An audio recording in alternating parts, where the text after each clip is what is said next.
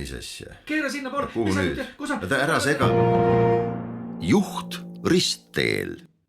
Tere, mina olen Ruti ja täna olen ma podcastis Juht ristteel üksinda.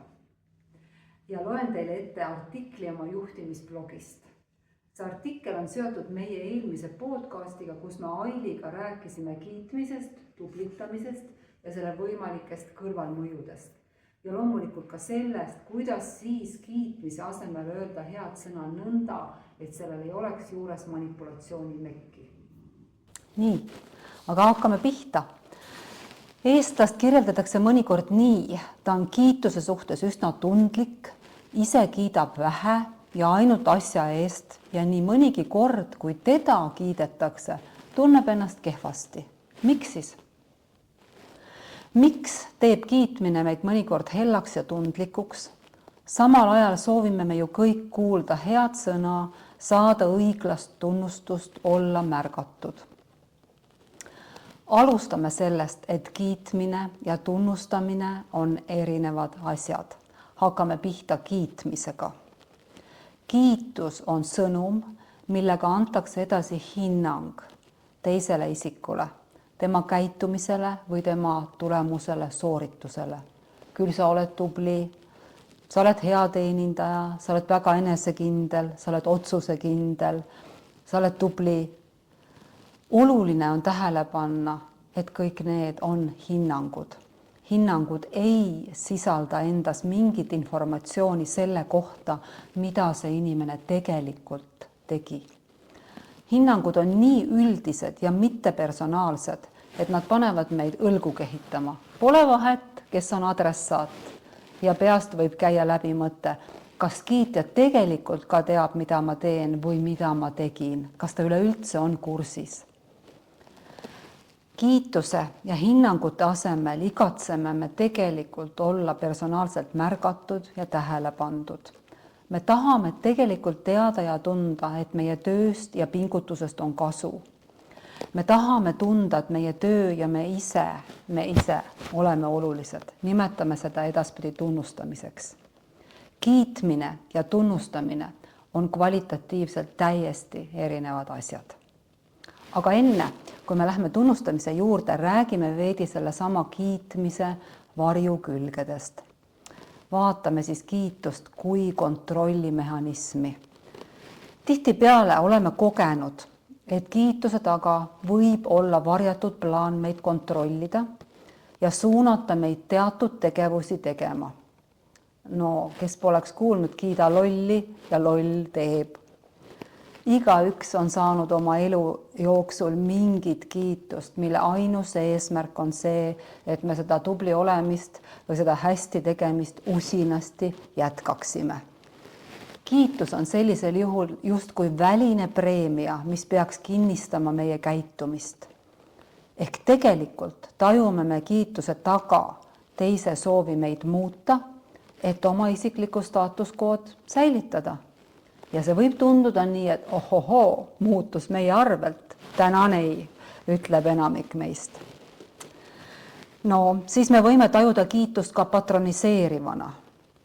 Seal on oht, et tublitades asetab kiitja ennast hierarhiliselt kõrgemale tasandile kiidetavast ja tekib nõnda nimetatud vanema lapse suhe. Ja nõnda võib siis kiitus tegelikult peegeldada üleoleku tunnet. Kiitja võtab hindaja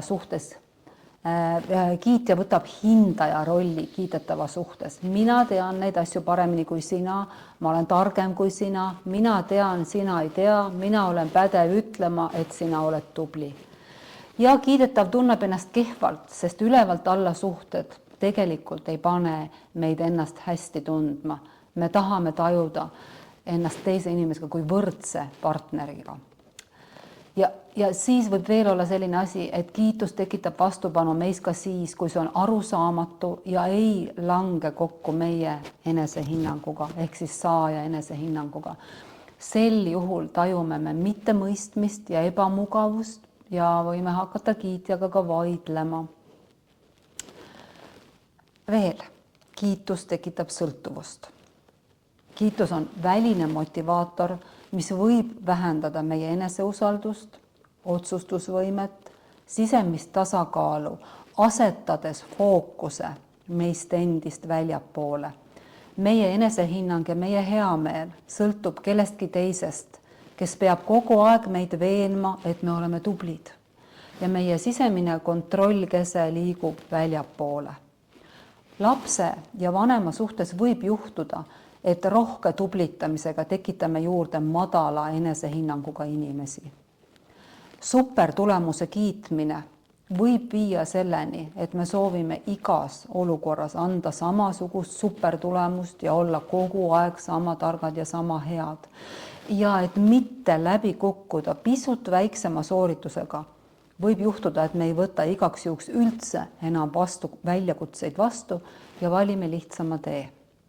No, kujuta ette, et sa õpid midagi, mis on päriselt ka raske ja ei tule hästi välja.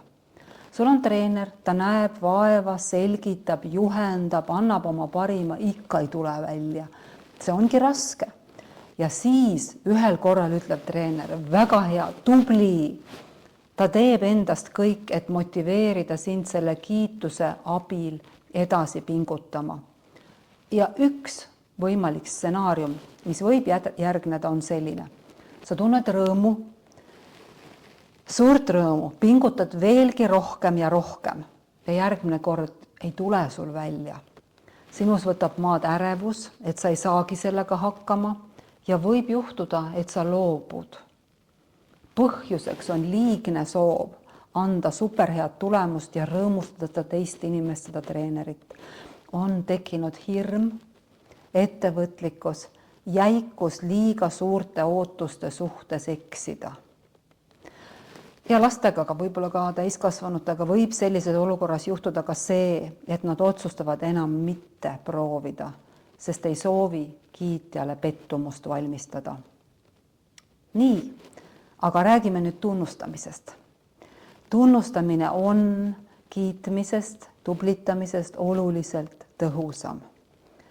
Muidugi võib juhtuda, et kiitusel ei ole ühtegi ülalpool mainitud või eelpool mainitud siis kehvadest mõjudest. Samas on üsna kindel, et see kiitus hinge puudutavat ja arendavat jõudu omab siis harva.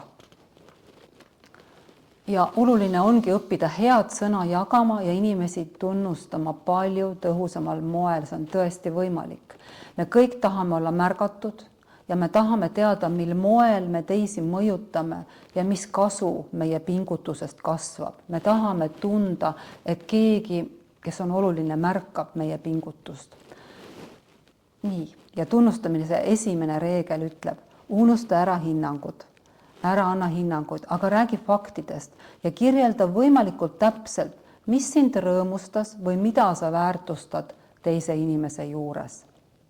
No näide. Eile ma kuulasin sinu ettekannet. Sa kasutasid videot, pilte ja rääkisid lugusid oma kogemusest. Siin ei olnud ühtegi hinnangut, ainult kirjeldus. Nii. Tunnustamise teine reegel. Ütle, mismoodi see, mida ta tegi sulle või tiimile või organisatsioonile või perele mõjus. Lähme selle sama näitega edasi. Mul tekkisid seosed oma tööga ja ma sain nii mõnegi mõtte, mida ma saan oma töös rakendada. Nii. Ja tunnustamise kolmas reegel. Soovi korral lisa oma emotsioon või ütle lihtsalt aitäh. No näiteks, mul on hea meel, et ma sinu ettekannet kuulsin, suur aitäh sulle. Nüüd tunnustamise puhul on väga oluline rääkida oma rõõmust, ja iseendast, mitte hinnata teist. Ja erinevus on siin väga suur. Ühel juhul ma ütlen ja panen teise paika, ehk siis öeldes, sina oled tubli, teisel juhul ma räägin endast ja ütlen, mul on hea meel, ma saan sinu mõtteid kasutada oma töös ja see on mina sõnum, eelmisel juhul on sina sõnum ja see erinevus on väga suur. Oluline on see, et sa selle tunnustamise juures oled loomulik ja kui nüüd näiteks seesama sõnum ühe lausega kokku võtta, siis võiks öelda midagi taolist, ma kuulsin eile sinu ettekannet. sa kasutasid videot, pilte, rääkisid lugusid oma kogemustest ja mul tekkisid seosed oma tööga ja ma tean, seal on kohe paar asja, mida ma saan oma töös kasutada. Aitäh sulle. Nii. Oluline on siis, et see sõnum oleks loomulik ja otsusta ise, kummal variandil on suurem mõju. Variant 1. Mulle meeldis, kuidas sa koosoleku avasid ja igale osalejale sõna andsid. Eriti tore oli see, et me saime rääkida oma kahtlustest ja sa lasid meil kõigil teha kokkuvõtte. Mul tekkis kohe päris mitu ideed. Aitäh sulle. Või siis variant 2. Sa oled tubli, sa juhtisid seda koosolekut hästi. Kumma sina valiksid? Aitäh, et kuulasid lõpuni. Juht ristteel.